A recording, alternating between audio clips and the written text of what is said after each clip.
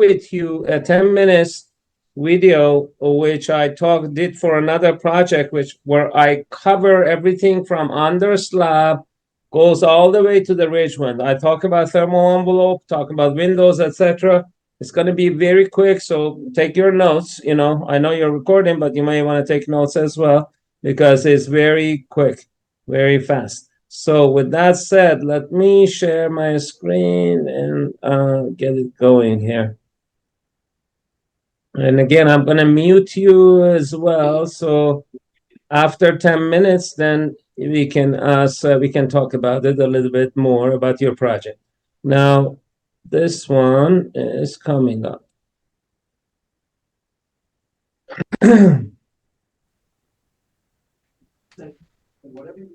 Okay, so this is a single family home. Let's start from under slab.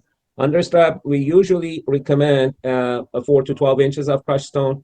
If you want to do radiant floor heating, then we recommend to put at least 4 inches of rigid foam over the crushed stone first, and then you put your 6 mil poly over the rigid foam, and then you put your epoxy line over the poly, and then you pour your cement slab.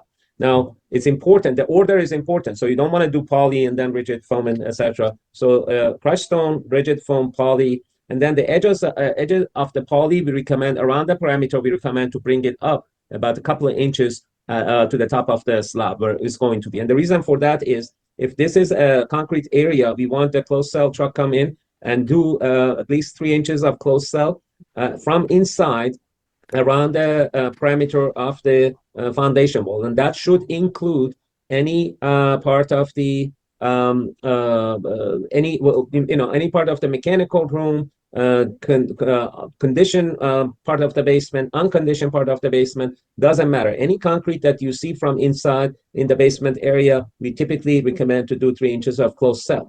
Now, the open cell truck comes in. We usually recommend at least R25, R30 open cell on the rim and band joists both, and then we like to see also overlap on the open cell and closed cell.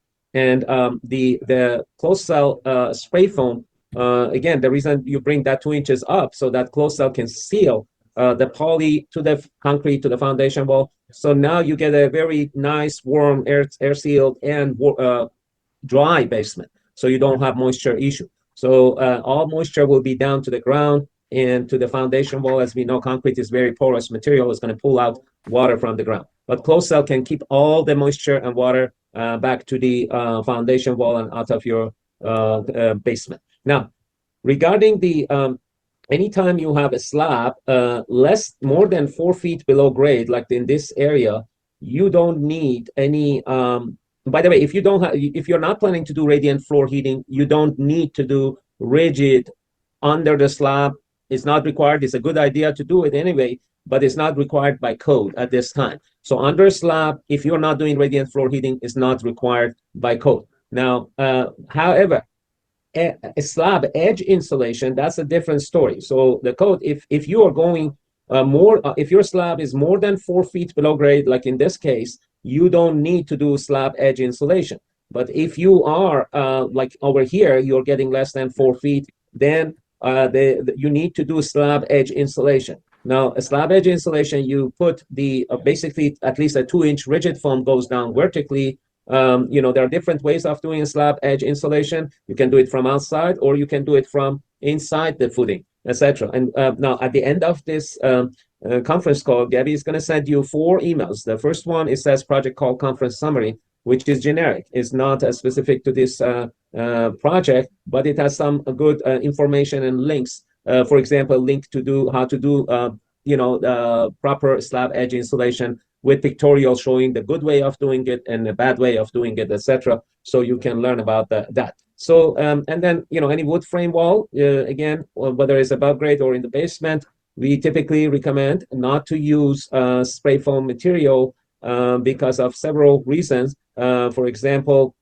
let me show you an example that I have shown in the presentation as well. I may have shown it, but these are the ideas, these are the areas that we see when we do, our inspectors go out and do midpoint inspection. The problem is that when they do, open cell, for example, and they shave it off, many times we see air pockets here and there, and you think you're getting R21 or R20, on your exterior wall, but this is effectively is R11, R13. I mean, this is not particularly a very good job, but we see often. I have other pictures, many other pictures to see. Plus the fact that we are, for the health reason and environmental reason, we are not fan of using foam if you don't have to.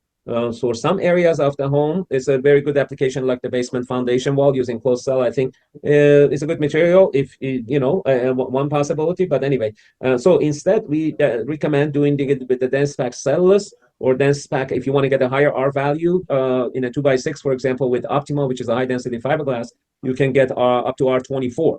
We're using dense pack. I'm sorry. We're using dense pack. Perfect. You can use dense pack, but you can use it with different materials, cellulose or Optima. Optima gives you, this is 3.7 per inch, and the Optima is, I think, 4.3 or 4.4 per inch. But you can also, I mean, I'm just talking in general, a client can use also a high density craft face fiberglass base staple to the studs, and that is still it's a very good installation. Now, however, if you want to do a fiberglass, there are two things. First of all, don't let your installation company use insulation with poly plastic. That's a no-no. Plastic, building science says no, nowhere in the home use poly plastic except under the slab or at the bottom of the crawl space. Those are the only two places you can use poly plastic. And the problem with poly is that if any moisture gets to your structure, wall assembly, etc., by using poly, you're taking away the chance of being able to dry out to inside. Now, with that, let me see if there are any questions. All right, so let's